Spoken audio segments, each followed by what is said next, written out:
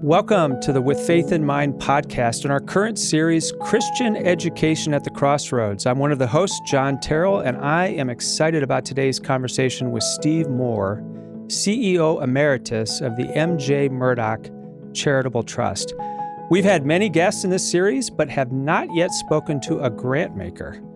And we would be hard-pressed to find a better representative than our guest today. Steve, welcome to With Faith in Mind. It is great to be with you. Thanks for including me. It is great to see you. Our listeners won't be able to see you, but you look relaxed. You look comfortable. You don't have a coat and tie on. You've got, a sweatshirt on, and you look dapper, but relaxed. How is retirement treating you? I'm sure you've not shut things completely off. You got a lot of activity. I know you've been traveling, but how has this season been since you formally? It's really been great. We had a very purposeful transition, and I wrapped up my responsibilities 2 months ago, but I'm still doing a few projects. And also, part of the idea was to have more bandwidth to work with leaders, givers, and boards.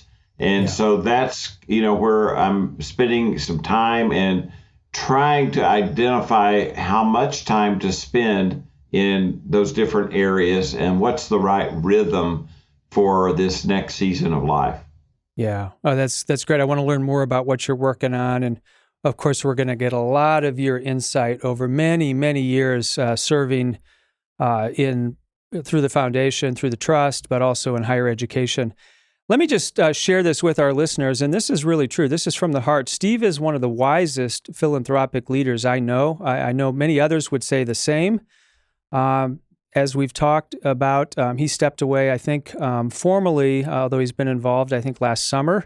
He served the trust for 17 years, and during that time period, I think I've got these numbers right, the trust distributed or invested more than $800 million through about 500 grants.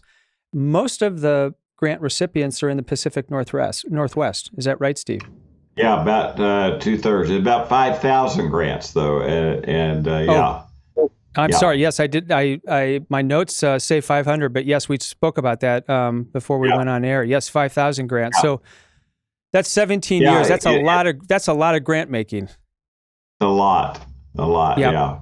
And I know there's lots of components to the work you do. We'll get into the capacity building and the leadership development, all the other dimensions that represent Murdock's work.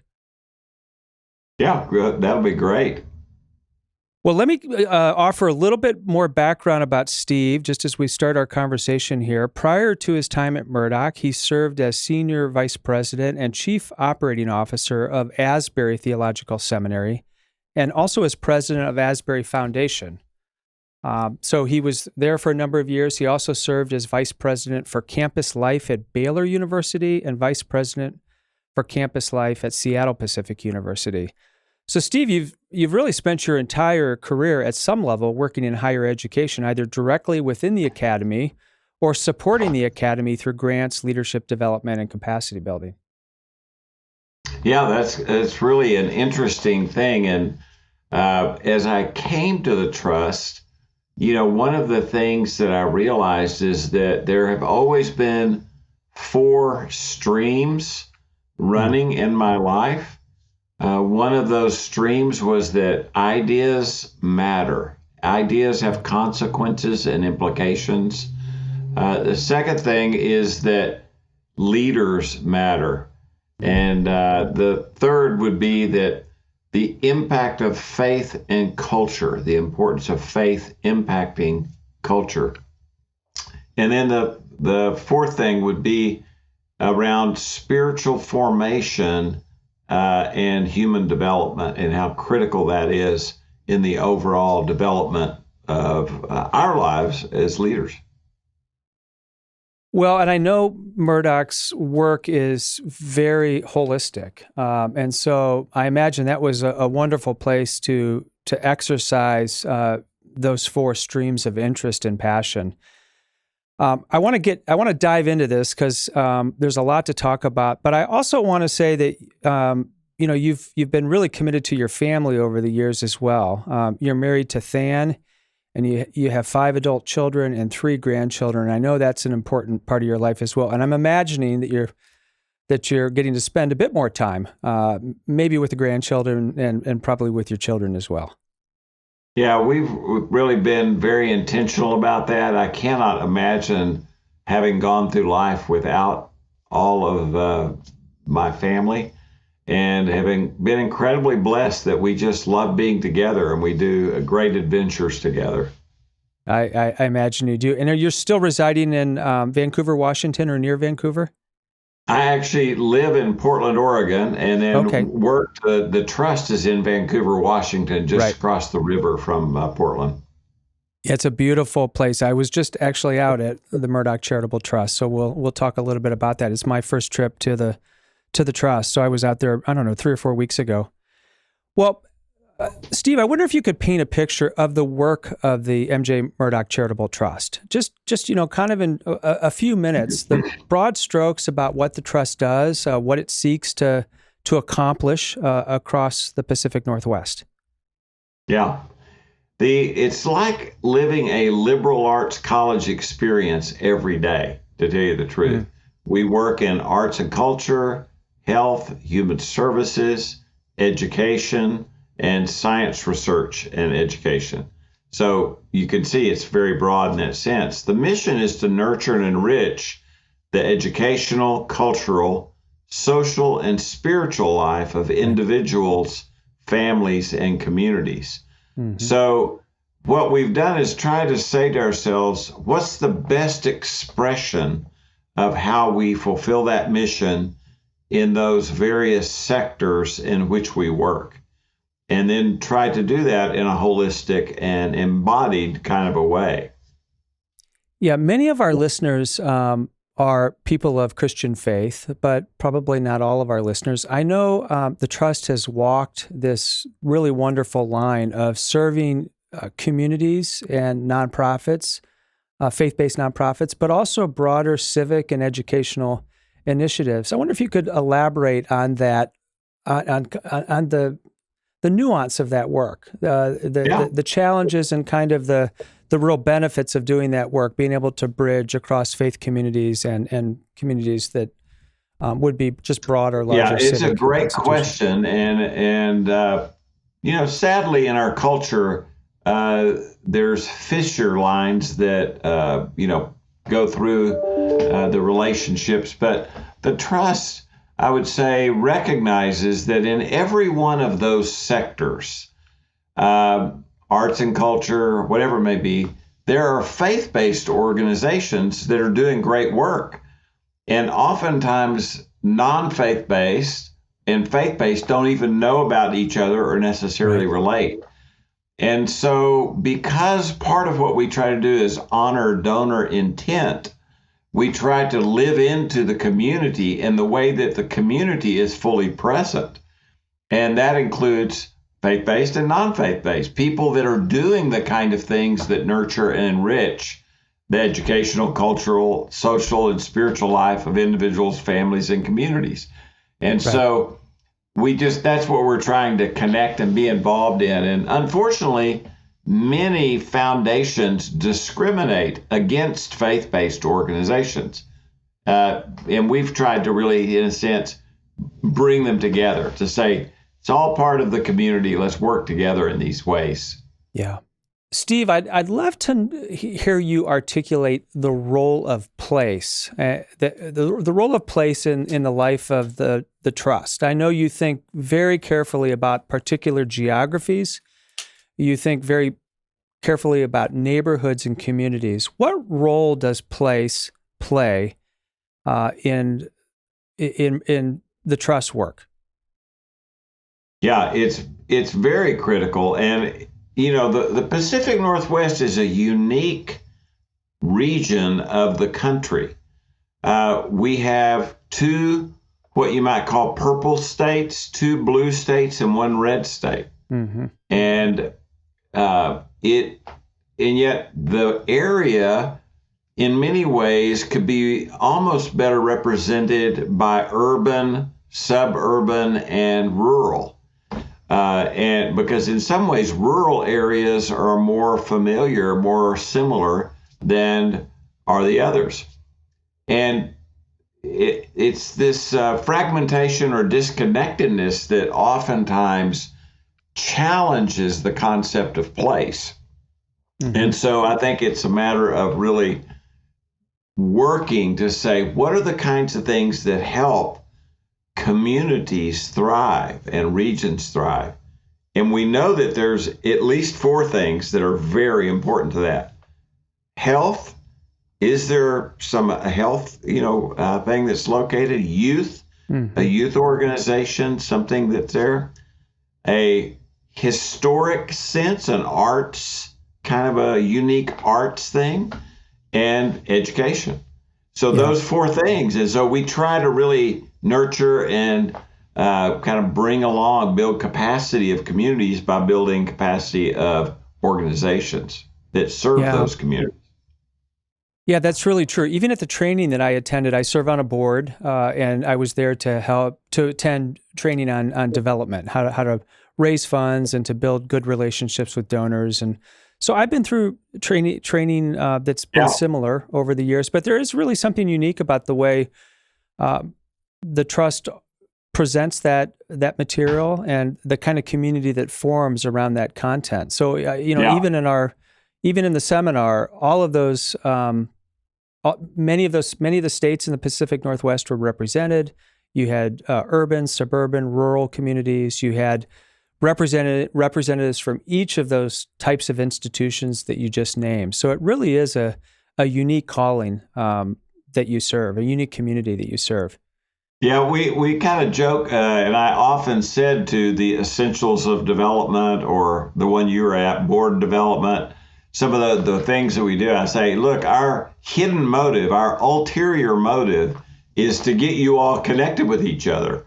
Right. Because it's the fabric of relationships that weaves for strong communities and strong organizations. And so, now that secret, that hidden motive is out.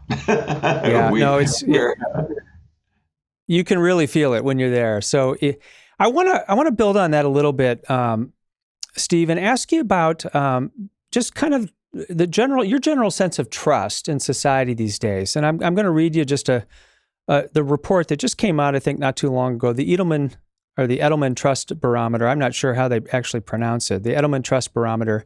They've been measuring trust in institutions for 23 years. And in their most recent report, this is the 2023 report, they write this.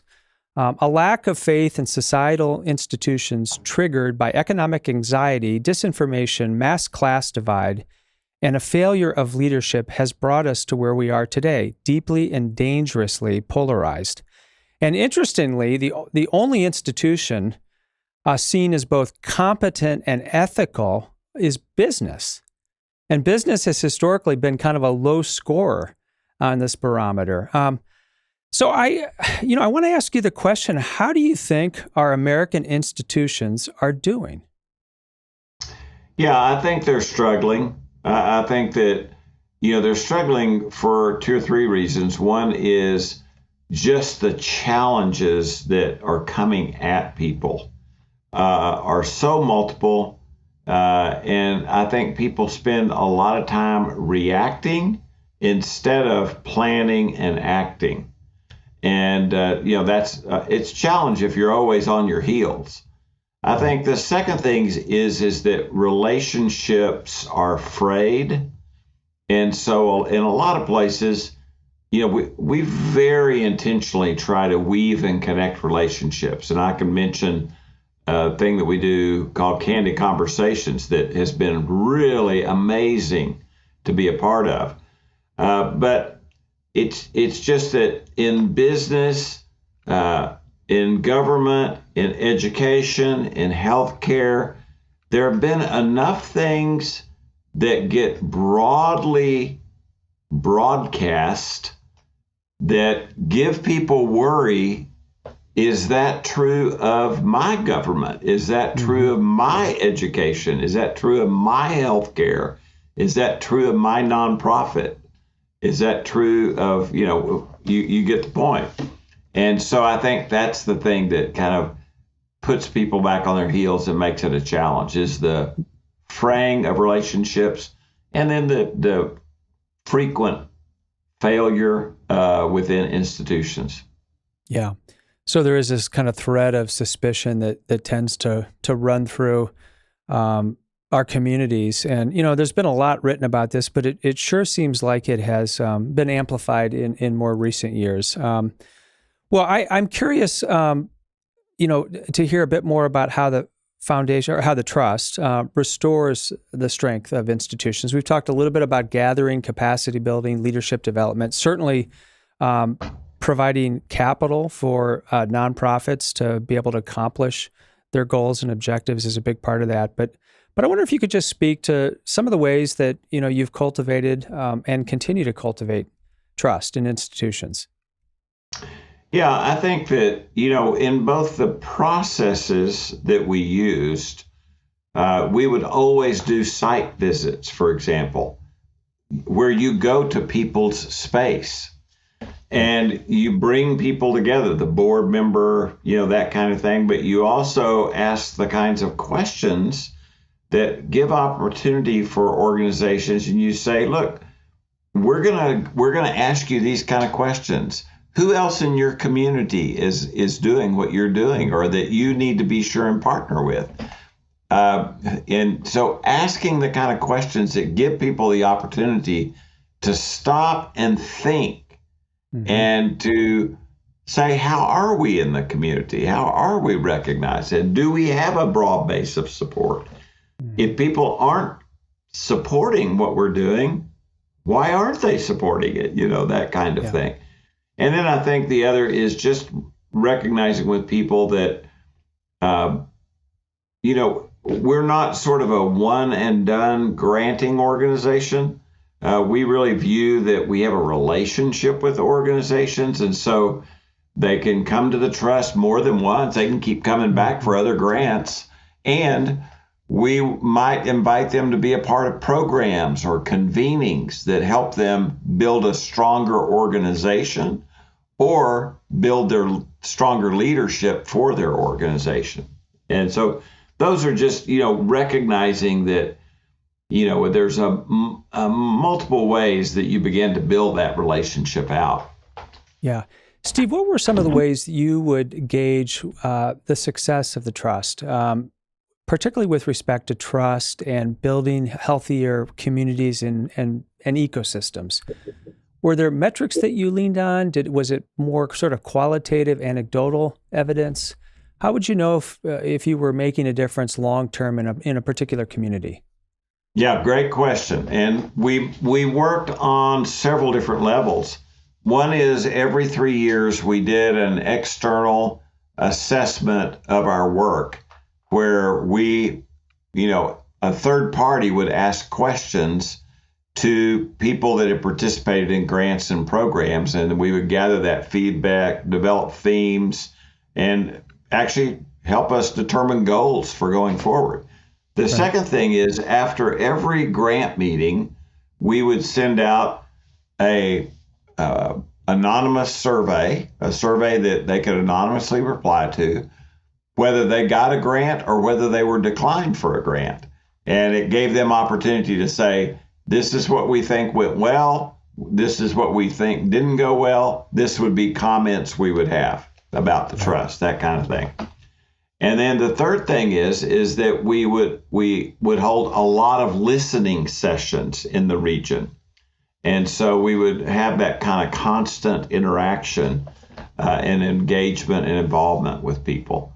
And I think that after a while, you begin to develop enough trust in relationships that people will tell you the truth. There is a certain kind of what you might call power imbalance because you're providing resources. And so you acknowledge that, but you also acknowledge that, eventually that people can be honest with you and it doesn't impact Right. the way you think about a grant or participation in a program.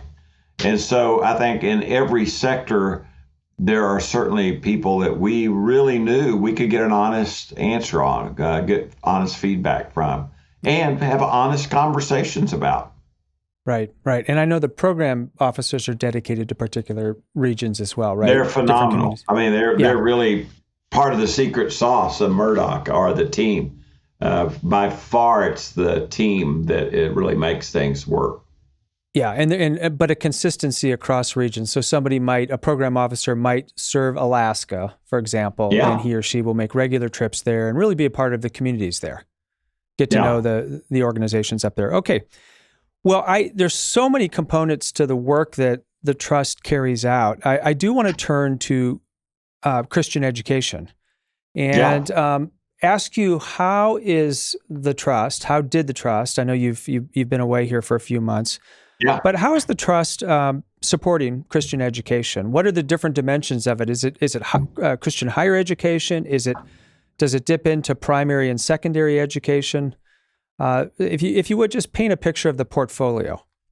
Yeah, great question. And education is a critical area, and probably over 50% of our work is in the area of education. Okay, it's I didn't realize a significant area. Right. And higher education, we work with R1 Research One universities, and we work with private universities, and particularly we work with Christian higher education and Christian K-12. Right. In Christian higher education, we recognize that they have less access to governmental support that public institutions would have, and foundation support that a secular private college would have access to. So, we really care about that sector and the importance within the overall ecosystem of higher education, as well as the mission of what they're trying to accomplish. So that's how we get there. K-12 is very important. I can say more about that. But so much of it is about capacity building for us, and building the capacity in terms of facilities, in terms of technology, in terms of people, and in terms of programs. Yeah, so that's a unique, maybe a distinctive, is that you're willing to put money into buildings, right? Actual facilities.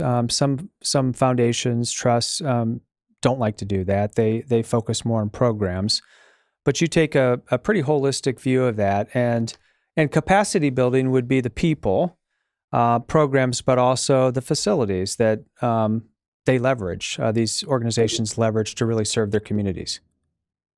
Yeah. It is one of the unique and one of the real. It's how I originally got connected to the trust, was through making an ask for a grant. So I do appreciate that. We might circle back on that. So I'd love to hear that story. How would you describe the condition of, let's just sort of start at higher education, just kind of, this would include R1, R2s, and Christian colleges and universities. And then I want to zero in on how would you describe the current condition of Christian colleges and universities? Yeah, great. It's a great question and a very important one. And I would say, I'll come at it from two or three angles. One is, I'll start with boards. I don't think that boards are rising to the level, by and large, that they need to rise to help institutions be great. And, particularly in private and in Christian education, I think that's true. There's certainly ones that are doing it, but boards are critical. The second thing is, we probably place too much importance in the West on a single leader. And it's really about teams. It is about the leader. I mean, there is an element where the CEO, president, executive director makes big difference. But it's ultimately about a team of people, and it's about the ability of the leader to bring people together. Leaders get isolated, and that's one of the tragedies that I see, and particularly in Christian higher education.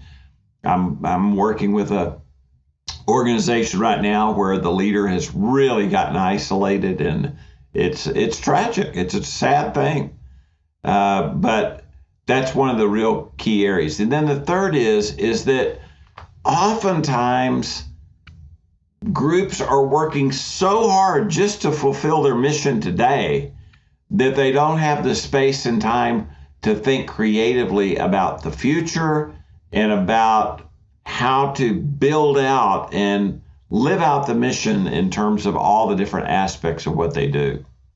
Yeah. So I can already feel my breathing easing a bit, Steve. You're a relaxing spirit in this very conflicted, contentious, and under pressure world of Christian higher education. And I want to go back and kind of probe these three areas that you've talked about. We've, as part of this series, we've talked to a lot of leaders in Christian higher education, and I'm not sure anyone singled out these three dimensions. Could you elaborate a bit more on where boards are failing? What is the biggest thing they're missing these days, and how are you encouraging them to maybe open their eyes a bit more? Very, very important. And in two things I would say. Yeah, there's a lot more that could be said, but let me just say these two. One is that governance and accreditation are an important part of higher education. But there has almost been an overemphasis upon the board's role in policy and governance, and a neglecting the board's role in stewardship of the mission. Stewardship is a great biblical word, and is a great concept. It is so much more rich than just policy and governance. Right. And so boards have got to get a corrective and think about stewarding the mission and stewarding the people that deliver the mission through the programs. So that's one that I think is really important for boards. Mm-hmm. The second thing is many boards, people come and they feel so honored to be on the board, and they feel so honored, and they think, what can I bring to a college or university? Good grief, or a seminary. And they check their brain at the door. And here are these outstanding leaders, and they come in there and they hear reports and they rubber stamp things, and then they move on. And they instead of bringing their best thinking and their expertise and their passions into the work that's being done, and then doing the hard work of coming together as a group to really do the highest and best stewardship of the mission. So, Steve, these are really important dimensions of where boards are maybe not functioning to their full capacity. I think you've hit on a couple of different things. With the strengths that Murdock offers with capacity building, bringing people together, re-energizing communities, bringing life to communities, how are you sort of helping some of these boards turn the corner on the way they're organized, the way they're leading themselves? Yeah, we did a special initiative called Leading Through Change, where we brought some of the outstanding thinkers on boards, business models, finances, enrollment trends, and mission. And we helped universities think about that and say, what is it going to take for us to deliver in the future? And then we said to them, we're not going to continue to just make grants as usual.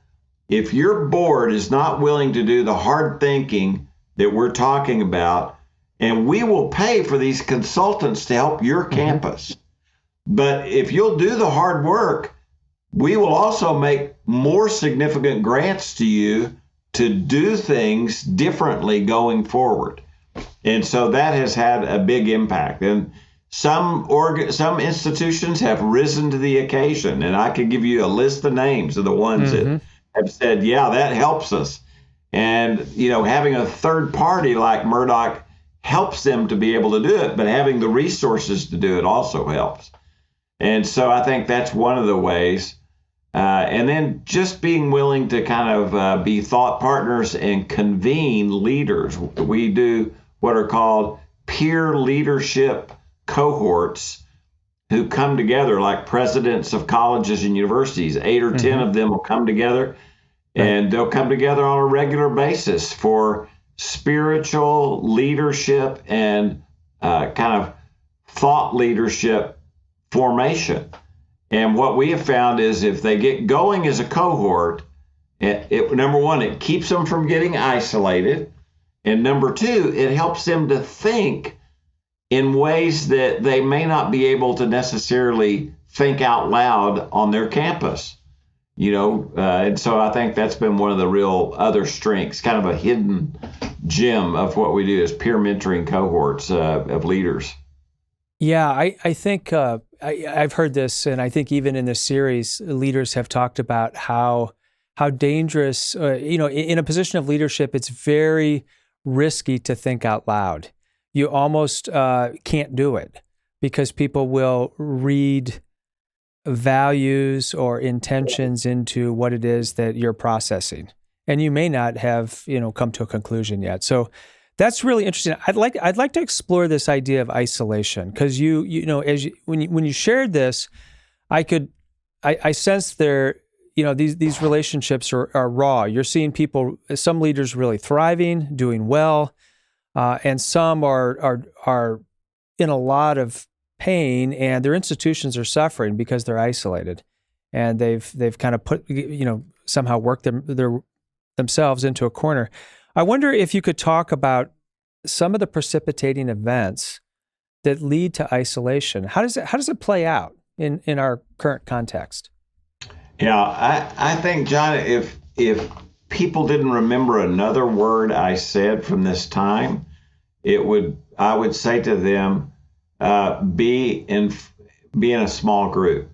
It was the greatest advice I got early on coming out of graduate school is form a small group anywhere you are and make sure it's a small group that's really honest and committed to growing and that holds each other accountable. And I've had that everywhere all through my life. It's been an incredibly important thing.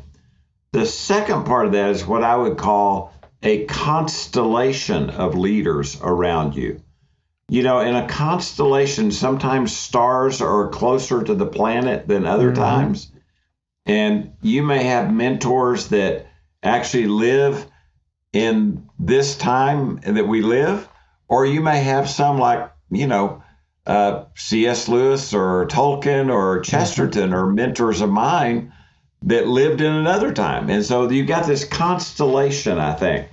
And so being very intentional about building the constellation and learning and growing, and then having people around you who know you and love you in spite of all your flaws, and who also can encourage you and pray for you as you go through whatever you go through. So I just think that's such a critical kind of an important thing for leaders. How have you done that? I'd love to hear how you've done that in your current leadership roles, and particularly at a place, over these last 15, 20 years, as you've led a major philanthropic organization like the Murdock Trust. How did you find friends, colleagues, partners to walk with you? Was it local? Yeah. Was it national? Yeah, it's both. It's all the above. If you'll remind me, I'll tell you about a lunch group that I have that's a very unique group. But when I got here, I had a friend of a friend, a guy that's a lawyer, and I had lunch with this guy in my first week here. And I said to him at the lunch, "Hey, are you in a small group?" And he said, "No." I said, "Would you be interested in helping me form a small group?" And he goes, "Yeah, I've kind of always wanted to do that." And so we invited a guy that was an investment banker and a guy that was a doctor, and we formed a small group. And then we added a guy who was an entrepreneur. We added a guy that was a Jesuit priest. and we added another guy that was an engineer. So it sounds like a joke, an engineer, a priest, and then walk into a bar kind of thing. So 7 guys, we've been together now 17 years, and it's been a remarkable. We meet every Wednesday for 2.5 hours. It's very, it's just a lifeblood. It's great. The second thing I'd say is that I have, just built that constellation in my own life of leaders that some are faith-based and some are not, and so, this lunch group that I formed a number of years ago has, the former head of Urban League. It has the Indian businessman, one of the leading gay leaders in our community, the head of a large Muslim institution, the former head of a Hispanic group. So it's a very diverse group. And it's amazing to me, they all loved getting together because they don't have anything like that in their lives. And I would never put the term spiritual on it, but they do all the time. And it's just a very interesting lunch group because, it's very, very diverse in terms of ideological beliefs, in terms of a variety of things, but they're great friends, and I learn a lot from them. Yeah, it sounds like it. And so there's value in gathering college presidents, for example, bringing them together. They have common concerns and issues they have to face day in and day out. But one of the things you've modeled, and I think you're speaking for, is pulling together a small group that's really diverse, that has where there aren't a lot of competing interests. There's just a lot of diversity in the kinds of tasks and work that's carried out, but there's something that's really unique that brings everybody together and just a really unique degree of learning and sharing. So I think that's a really interesting insight. So Steve, we've been talking a lot about Christian education, and I think, implicitly some of the challenges are coming out, but I want to ask you directly, what is the greatest challenge that Christian education is facing or going to face in the months and years ahead? Thanks for asking that. It's a great question. And, I've done a lot of thinking and research and work on this issue. And what many Christian institutions have kind of lost their way on is that what happens in the classroom and what happens outside the classroom have to be connected, and the mission comes alive, the chemistry comes alive in a sense of community.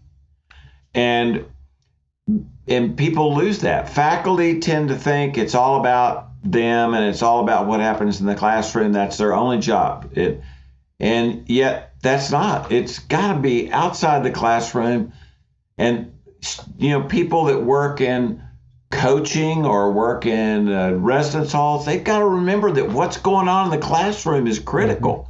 And they've got to be connected. There's curricular, co-curricular, extracurricular, and then there's the community.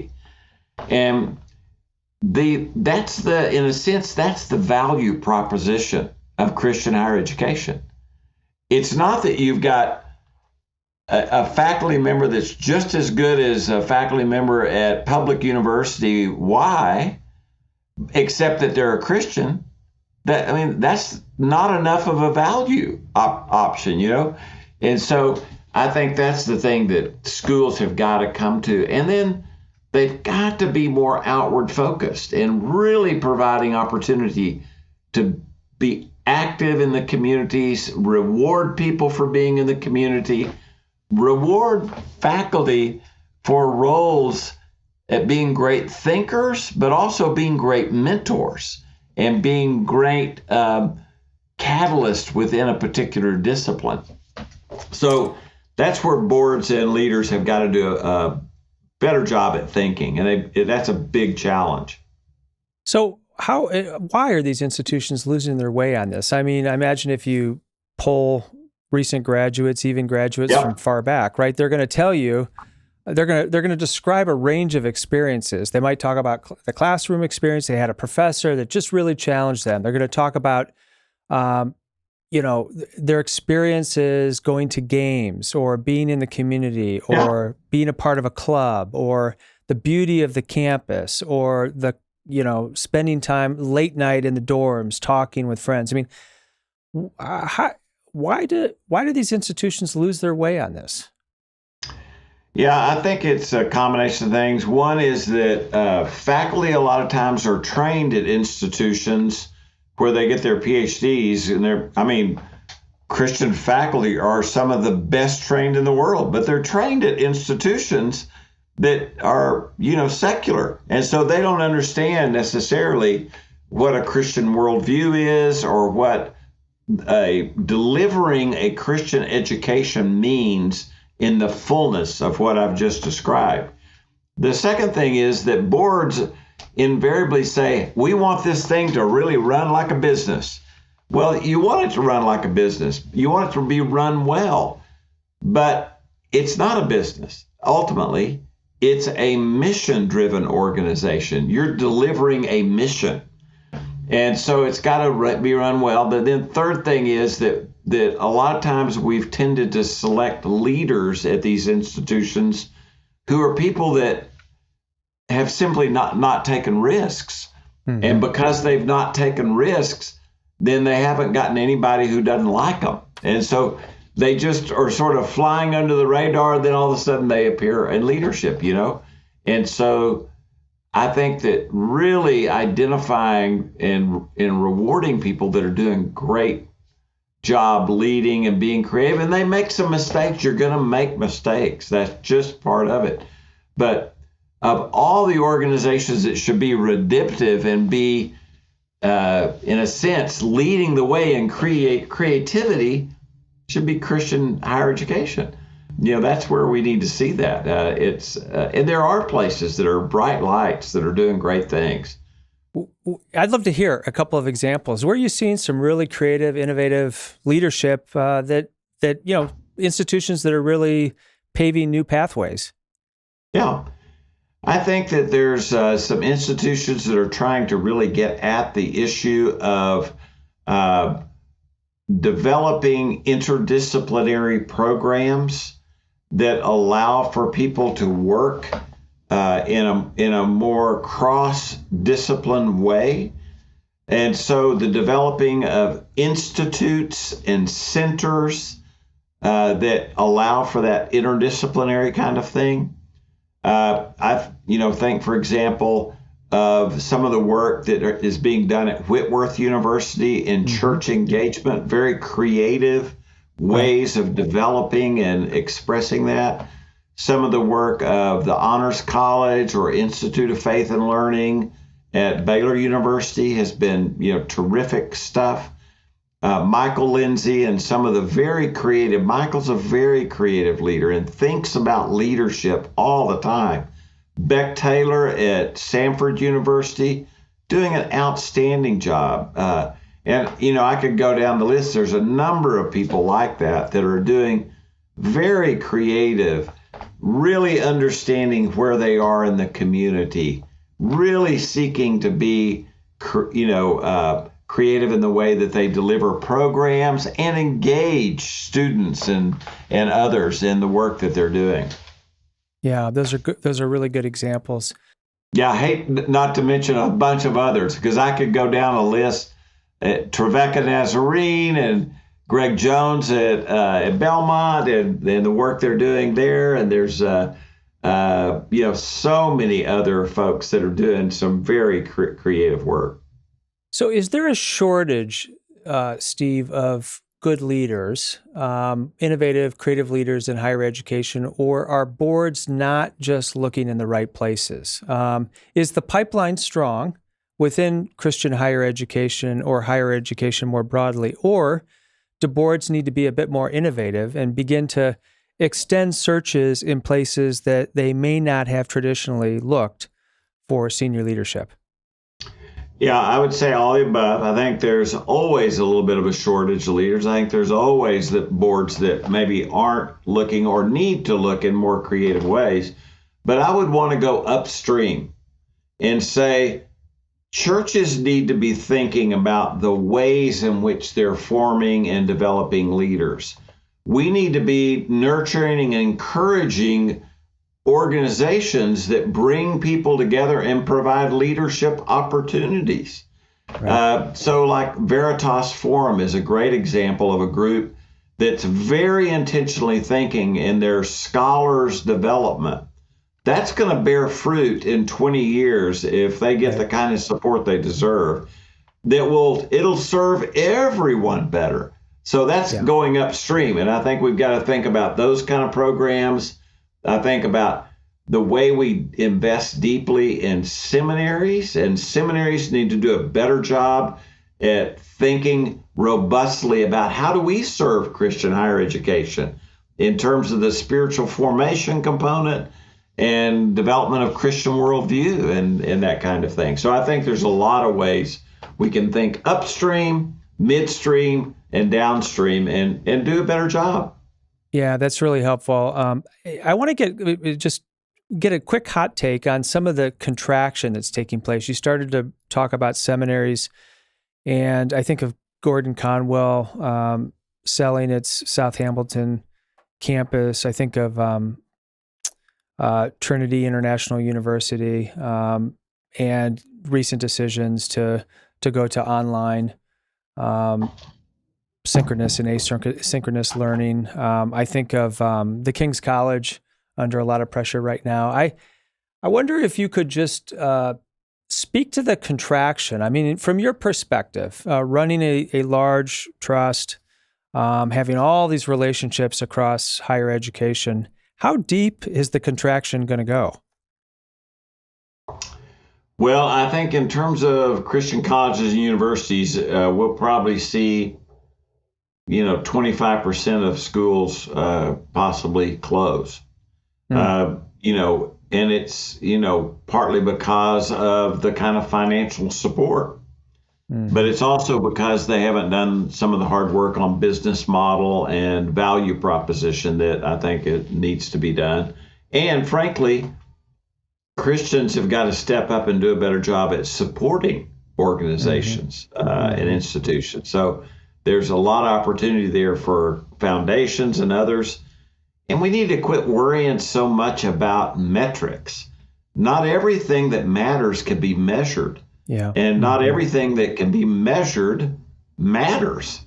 So we've got to think more intentionally about that. And so instead, we oftentimes get so preoccupied with numeric kind of quantification, and it drives me crazy in some of the ways that I've seen givers and foundations work.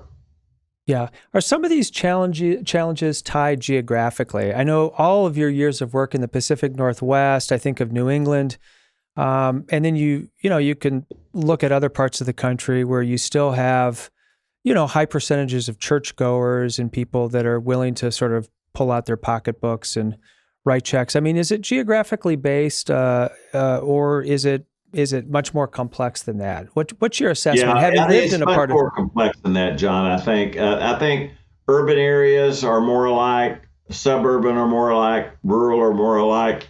I think that either we believe in diversity or we don't. We need a wide diversity of Christian higher education.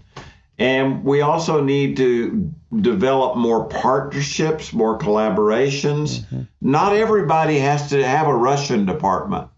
Not everybody has to have, this or that. And I think that's been one of the downfalls is that schools have to develop some areas of expertise, really be known for that, and develop partnerships that help them offer other kinds of expertise and build and strengthen one another instead of simply competing.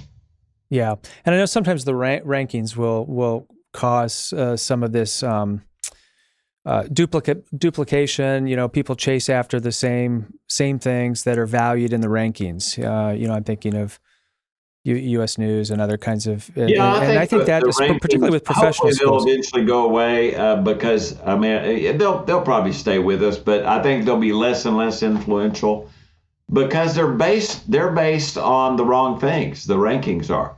Yeah. Who cares how many volumes you have in your library? What impact, if you're connected into a gigantic information partnership, you've got access to what you need to have access to. And learning resources certainly have to be a core part of, because people need to learn how to do good research. And it's not just a matter of information, it's which information matters. And so things like that. And so I think that's the kind of thing that we've got to sort through. But people have got to be bold on that as well. Yeah. Steve, I want to explore a little bit of your background here, and this is going to drive to this, your deep value for spiritual formation. You're someone who has benefited from a wide variety of educational contexts. So you have your PhD from the University of Michigan.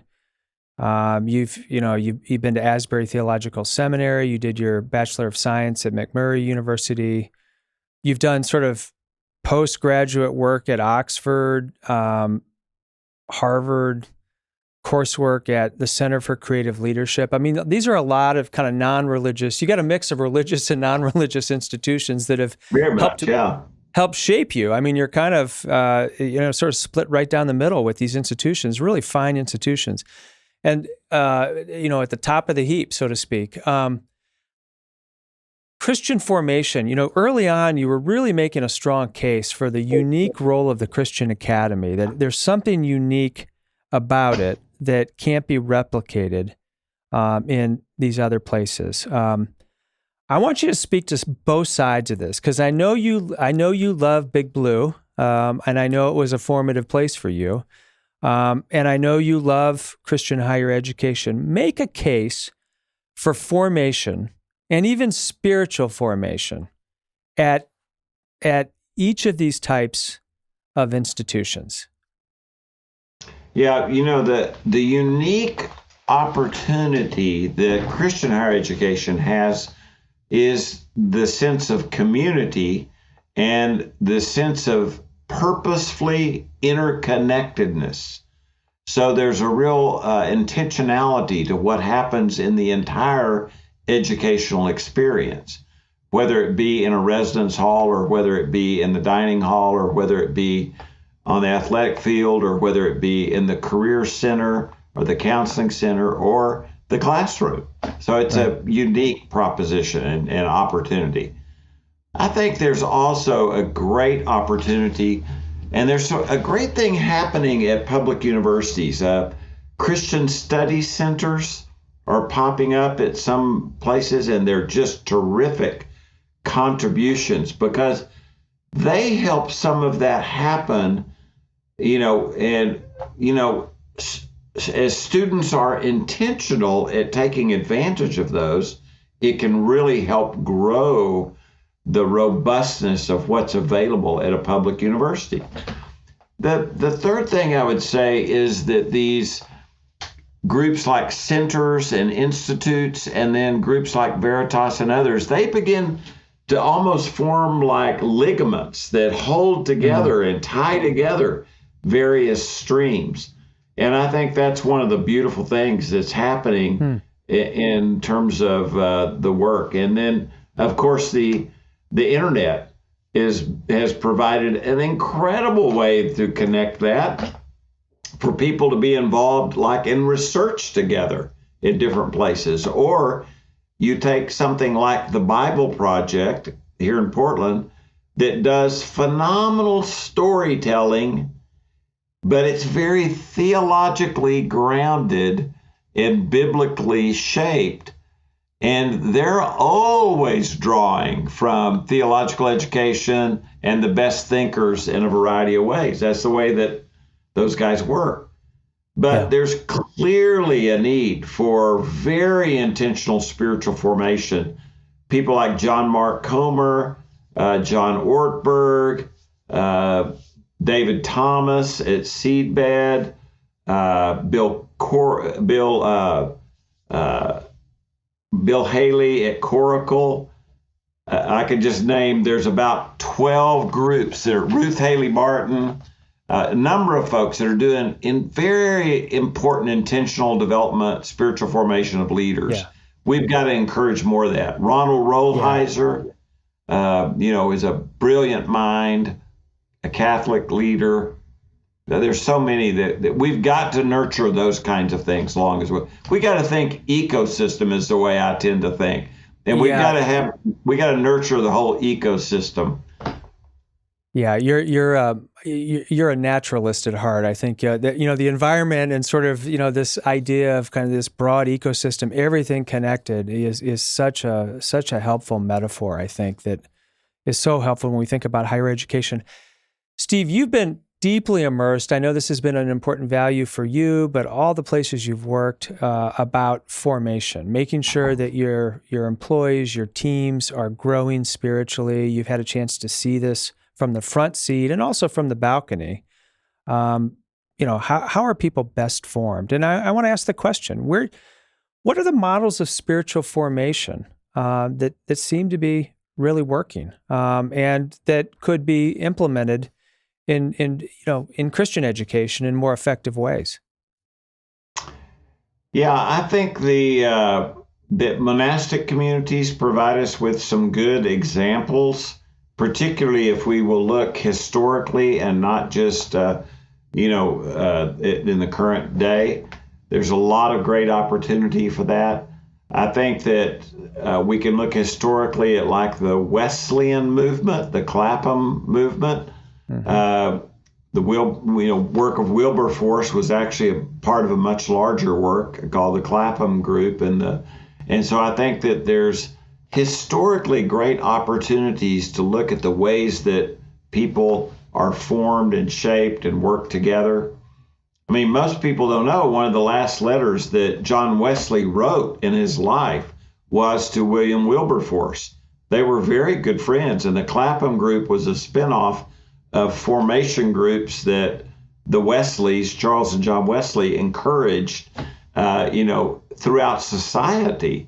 And so, that was a real important part. But you can see that at key moments, the way the Jesuits went out into the world, the way that the Franciscans went out at one point in their history.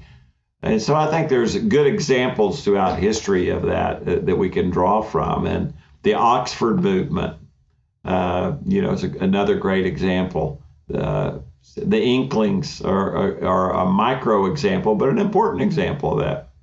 Yeah, well, in each of your examples, I think, is drawing on deep community, a community that propels us, that supports, sustains, and then propels us to live courageously and really be about service that heals and mends that which is broken. So, very helpful.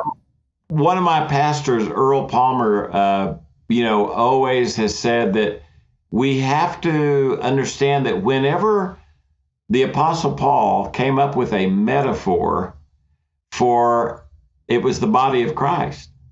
And the body is the way that, in a sense, incarnation is the key for Christians. It's all about incarnation. It's not just about ideas. It's about incarnation of ideas. Right. And so I think that's one of the beautiful things that we can draw from and learn from. Yeah. Thanks, Steve. I've got to ask you about diversity and belonging and creating a spirit of welcome, learning to work not just across differences, but to harness differences for the greater good. Yeah. And I know you've done that really well. What have you learned along the way about drawing really different people together to accomplish shared goals?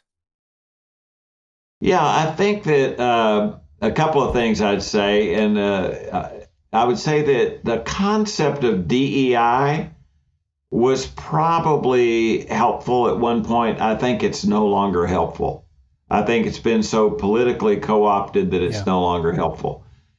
And so I would say that what we've sought to do is to think about building our cultural competency and recognizing that in all of our lives, there are ways that we need to build competencies and then to recognize what some of those are, sort of do a self-audit and then say, once I've done a self-audit or a community audit or an organizational audit, how do we build intentionally those competencies in different areas?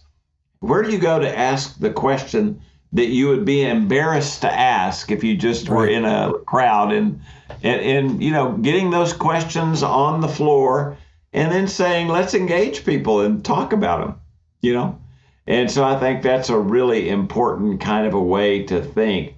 And I find I think hospitality is key to this. I think generosity of spirit is key to this. I think the willingness to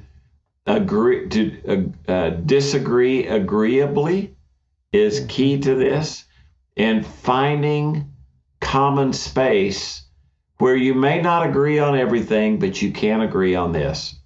Yeah. And, that if you can get to some of those kind of values and places, then you've got the foundation to build on, and it really helps. Yeah, and it seems to me that Christian institutions, churches, Christian colleges, universities, K through 12 Christian schools, these are the kinds of places where we really could have a lot of these conversations and make real progress. And unfortunately, it doesn't always happen. Yeah. Sometimes when I speak on a Christian campus or at a Christian organization, they'll say, I don't want to be in a bubble. And what I say to people all the time is, everybody's in a bubble. So, we just got to recognize we're all in a bubble. That's just part of it. So, but you don't have to live in a bubble. You can you can move outside that. And it's that, again, that intentional willingness to step outside our comfort zones, to lean into places and people that are maybe uncomfortable, and to ask the kind of questions that really offer the opportunity to build bridges instead of build walls. Yeah. I think that's a really important thing. Yeah, that's so insightful. Steve, this has been such a rich conversation, and I know you read and think a lot about leadership, and I wonder if you could just make a few recommendations about resources, books, and thought leaders that have just been really helpful for you. 2 or 3 things I would mention. One is, I think there's 3 or 4 books that I've read recently that are very important books for people. I'd recommend those. One is Sacred Fire by Ronald Rolheiser, where he talks about the 10 invitations that Jesus offers to us in the time we live. And they're beautiful, 10 invitations. And then I think Arthur Brooks' Strength to Strength, where he talks, I think, in very important ways about this idea of formation and leadership. And then I think David Brooks' works recently have been so great. Second Mountain and just some other books like that are so important. And then I think of like Jamie Smith's book on inhabiting time is just fantastic book. And Jamie's such a great thinker in that kind of way. Alan Jacobs' writings, I think, are just fantastic. He's such a great thinker. Love Alan Jacobs. So those would be a few people and writers that I think people ought to be paying attention to as they, because they just, for me, they give phrases and framings, and they help me verbalize ideas that I can't quite get out of my head. And then all of a sudden they give me the words. So I'm able to, now I've got that idea. I can work with it, that kind of thing. And that's a real gift in so many different ways. Christine Cole is another name on hospitality. She does a beautiful job in that book on hospitality. Steve, I know our listeners want to know a little bit about what you're currently working on. What are your plans? Can they hire you? Are you available? Is your sign out? I'd just love to hear a little bit about, what you're thinking about, what you're working on, and how you're thinking about this next season of life, where you'd like to invest. Yeah, we sat down with our family actually and talked about the next season of life, and as we were kind of thinking about the decision to, wrap up the time as CEO at the Murdock Trust. And part of the idea was to say we want to invest in leaders, invest in boards, and invest in people that are trying to be generous, foundations and givers. Mm-hmm. And so that's really what I'm doing, is consulting in those different kinds of ways with leaders and with boards and with groups. And so that's part of it, is to really do that. And then to really have a little more bandwidth to be able to invest and have time with my family and with friends, and to, do those kinds of things as well. So that's kind of the idea for this season of life. I'm working on a couple of books, and one of my real goals is I've got 3 children's books that I feel like I need to write. And I think children's books are great because in both pictures and stories, you can tell very important things. And I'm hoping to do those 3 children's books. And then I've got 2 or 3 books I want to also get written. Oh, that's fabulous. Well, we would love to have you on each of those book tours. So we'll get the invitation out to come be with us in Madison, but we won't invite you in the middle of the winter. We'll invite you during the warmer months. That's great. I love Steve, Madison. It's a great place. I know, and we'd love to have you here. Steve, I want to close with this. I want you just in 30 seconds to just offer the best advice you can to leaders today in this current context. What would you tell them to really lead well? Sink your roots deep and let God worry about the breadth. The bridge over which truth most often comes into our lives is the bridge of a relationship. Build strong relationships. And, God, all you can do is give as much of yourself as you understand to as much of God as you understand, and to keep doing that over and over in small ways and large ways, because you'll discover more about yourself and more about God. And it has to be, it's a lifelong journey. So give as much of yourself as you understand to as much of God as you understand, and keep doing that, and be around people that also want to do that.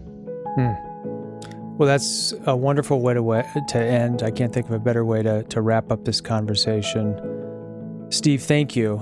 It's been a joy to spend time with you this afternoon. We're so grateful for your work. Thank you for your leadership and the ways that you're continuing to invest in communities broadly. We're honored to call you a friend, so thank you. Well, thanks, John, and thanks, Jesse, and thank you all for being willing to take the time. And thanks for what you're doing. This is a great idea. I just love the idea of conversation and storytelling, and thanks for letting me be a part. Thanks for joining us. If you've enjoyed today's podcast, be sure to subscribe and give us a rating on your favorite podcast app. Also, be sure to check out our upcoming events on upperhouse.org and our other podcast, Upwards, where we dig deeper into the topics our in-house guests are passionate about. With Faith in Mind is supported by the Stephen and Laurel Brown Foundation. It is produced at Upper House in Madison, Wisconsin, hosted by Dan Hummel and John Terrill.